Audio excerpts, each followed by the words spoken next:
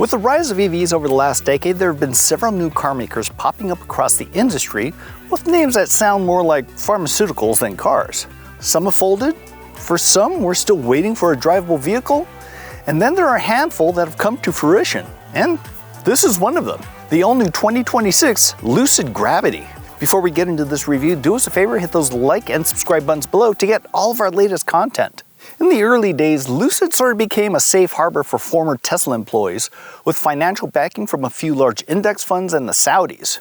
Its first production vehicle, the Air sedan, has been on the road for a few years and has built a reputation for impressive range, stunning performance, and a very luxurious interior.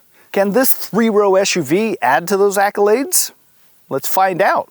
First of all, appearance-wise, this Lucid Gravity is as subtle as the Air sedan. This thin slit of a grille is one of Lucid's few distinguishing traits, with the LEDs tucked into the corner and a curvaceous bit of bodywork below.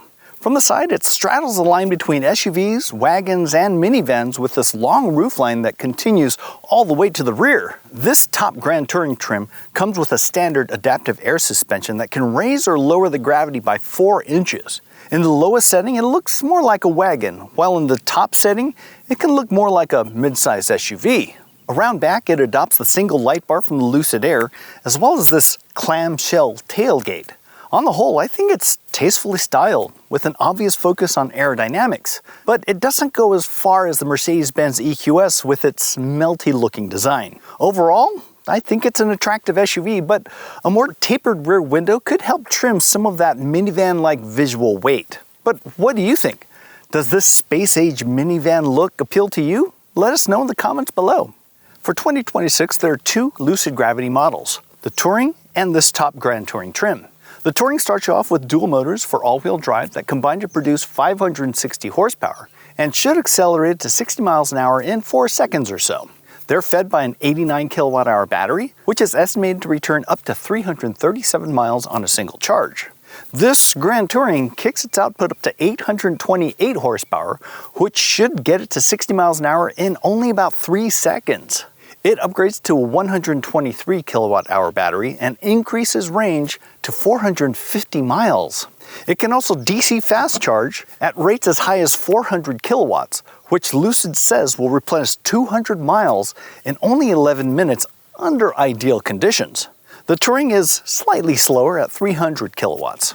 The Gravity lineup is estimated to deliver between 378 and 450 miles depending on model and options. This particular one is rated at 386 miles. How does this all come together on the road? Let's find out. With a 0 to 60 time quicker than most sports cars, it's no surprise that this Lucid is just obscenely fast. I mean, for a 6,000-pound car, it really moves. But even more impressive is it handles really well too. That's helped by having the battery pack low in the frame, but this goes a little beyond that. It really just rails through corners like a much smaller car. And honestly, I don't think anyone in their right mind would need to drive a 3-row SUV with that kind of verve. I mean, it really does kind of spotlight how well Lucid does their suspension. The Lucid Air Sapphire, their top performance model, is just bonkers quick. And you can really just yank on the wheel and it'll just simply obey your command. It will make the turn, even though physics in every book will say that's impossible. So yeah, this really does hit all the buttons for performance if that's what you're into. But honestly, I don't think most people who are looking at 3-row SUVs are looking for that. They're looking for comfort. And this has the triple chamber air suspension that should give you a little more comfort and a little more handling. And it is smooth when you're on smooth pavement, but once you hit a bump, it tends to transmit some pretty noticeable shock waves through the entire cabin. It's a sharp jolt, it's a big thud, and it's just not what I expect from a luxury SUV. I put a lot of that down to the really large 21-inch wheels on this with really, really low profile tires. So I would like to see it with a little more sidewall, a little more compliance overall, at least for initial impacts. When it comes to visibility, you get a really strong impression of this huge, expansive view because of the massive glass roof that carries over. But in reality, it's actually not that great. And let me tell you why. It's because of this super thick roof pillar here. I mean, that's probably the thickest roof pillar I've seen in a long time. And it's pretty easy to hide an entire car behind there at an intersection. On the plus side though, this is super maneuverable. This has the four-wheel steering option, and even though it doesn't look like those wheels are moving that much, it reduces the turning circle by about 3 feet. That's impressive for a 3-row SUV. And parking it in my tiny little carport, I found it a lot easier to park than almost any other 3-row SUV. This also has the option for the Dream Drive 2.0 Pro, which is their hands-free automated driving system. But as with any system that isn't quite ready out of the gate, I caution shoppers not to spring for options that, let's say, aren't ready just yet. Because if you look at the history for Tesla and some others, they offered it, people paid for it, but they never got it. As it is, the adaptive cruise control paired with lane keep assist is really good. Takes a lot of the stress out of driving, and it's nice and smooth. Overall, this Lucid Gravity hits the high notes for performance and comfort, minus that initial hit when you go over bumps. But overall, it's a really well done package that is both easy to drive and inspiring. Now, I have a lot more to say about the interior, so let's pull over and chat about that next. Just like the outside, the interior of this Lucid Gravity is thoroughly modern and super high-tech. I especially like this huge 34-inch curved display that pairs well with this 12.5-inch touchscreen for the infotainment. Now, there's also some touchscreen on the top, left, and right here.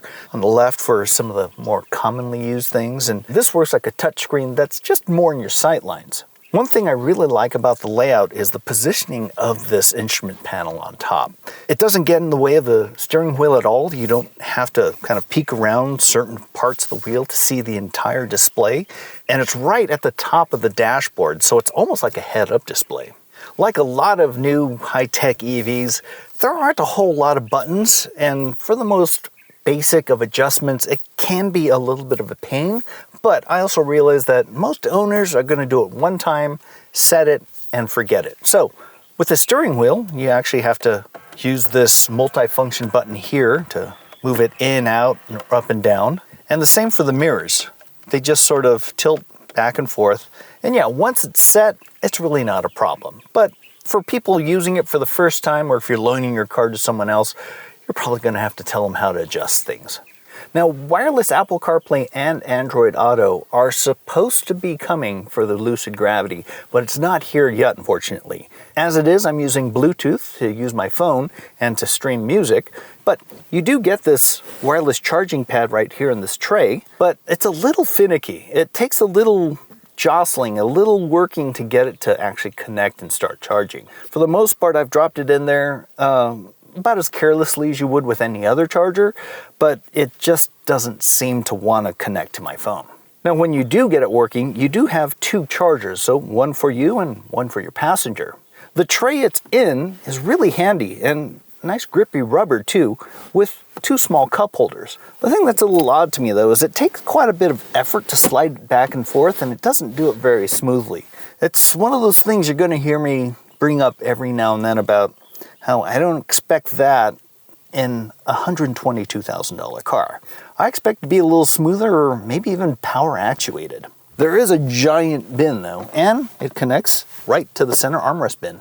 Now this cover here is one of the options. It's an etched glass piece that's pretty attractive, but it has a little bit of a rattle to it that, again, doesn't feel like a six-figure car.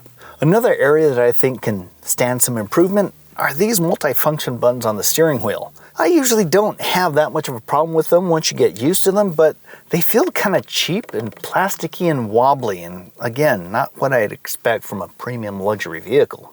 In some ways, it kind of reminds me of something I'd feel in a Kia or Hyundai, and definitely not something I'd expect from an Audi, Mercedes, or BMW. The rest of the interior has some really nice materials though. This door topper here, whether or not it's real leather or not, has the look and feel of premium leather, something that I'm used to seeing in a BMW Alpina or like top level stuff. Same with this door panel here, and this unique sort of wood grain texture on the door handle. The door latch though is another area where I'm not too crazy about it. It's this weird plastic notch that you pull back with your finger. It takes a little bit of effort and it just doesn't feel premium to me. You get buttons in some of the Teslas and even some of the Mercedes, but this sort of plastic notch just doesn't do it for me. My biggest complaint, however, is reserved for the top. As you can see, it's got this massive glass roof that carries all the way back with this panoramic sunroof. I'm typically not that big a fan of these because they tend to roast your head unless they have a sunshade.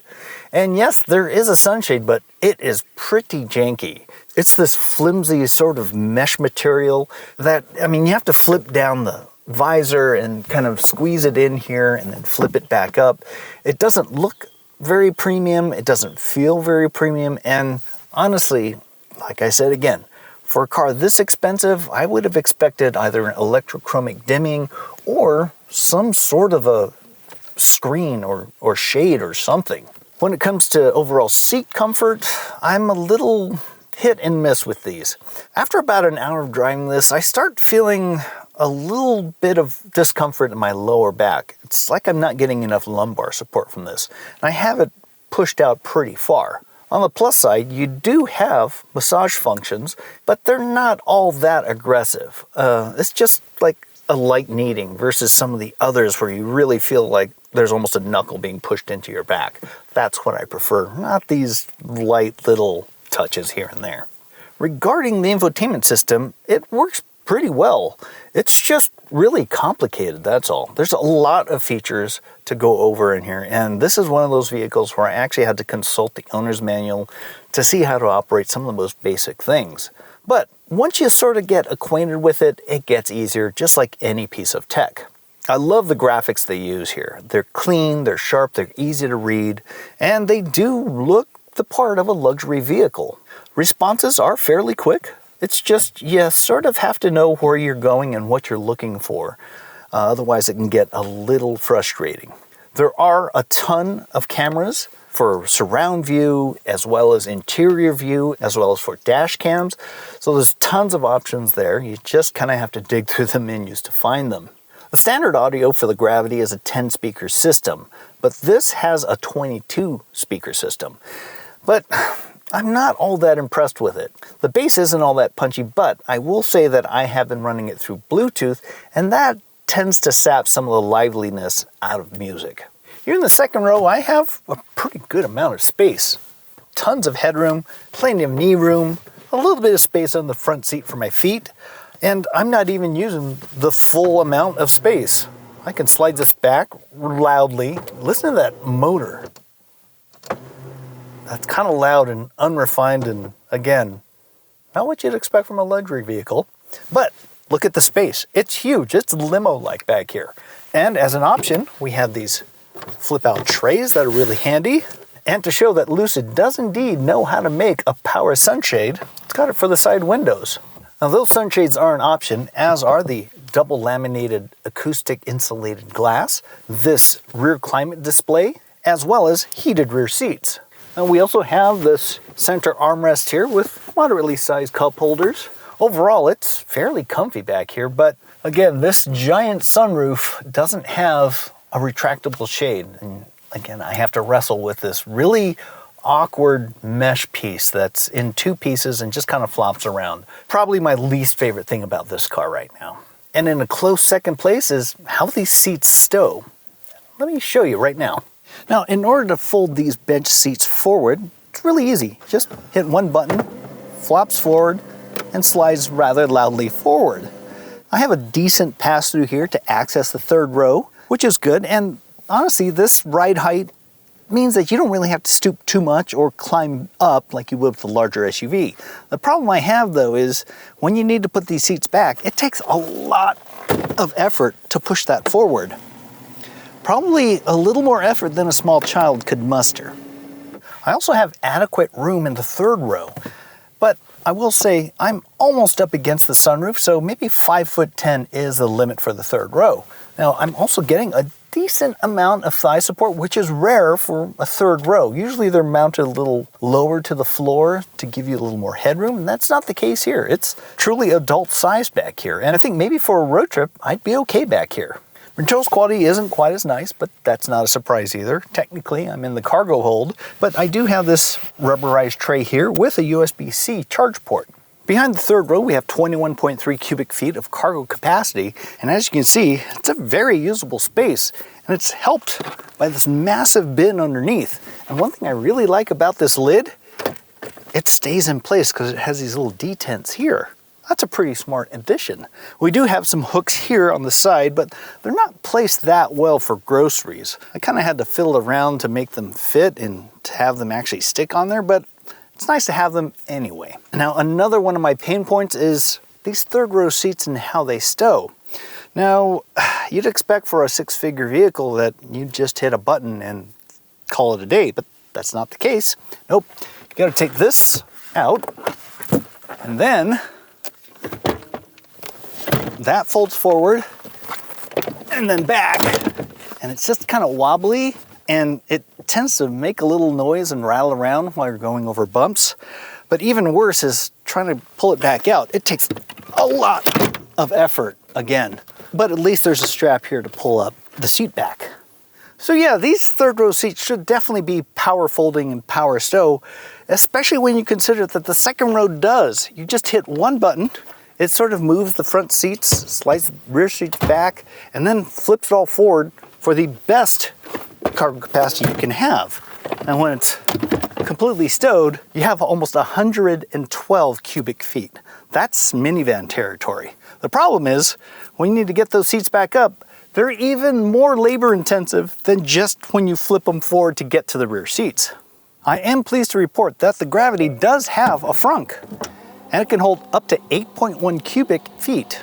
Not only is it super convenient when you're backed into a parking spot and you just want to load some cargo, but this also has an available bench here for tailgating, and it's a lot more comfy than sitting on a rusty old pickup bed.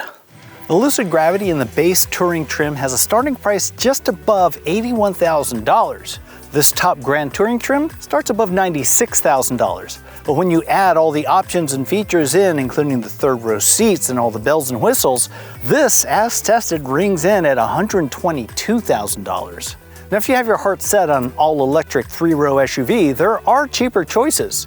You have the Hyundai Ioniq 9, Kia EV9, Volkswagen ID Buzz, the Cadillac Vistique, as well as the Volvo EX90. It is priced comparably against the Rivian R1S as well as the Tesla Model X though. Now if you've got even more money burning a hole through your pockets, there's also the more expensive Mercedes-Benz EQS SUV, the Cadillac Escalade IQ, and probably the Range Rover EV in the next year or two. Of all of these though, I think this kind of nails the usability and space, but there are a lot of little nitpicks I have here and there that tend to drive down the overall impression. Really, the only deal breaker for me is the lack of a top sunshade, but I can sort of deal with everything else. But what do you think? Is that big enough of a deal breaker for you? Let us know in the comments below. As always, thanks for watching, and don't forget to hit those like and subscribe buttons below, and we'll see you in the next review.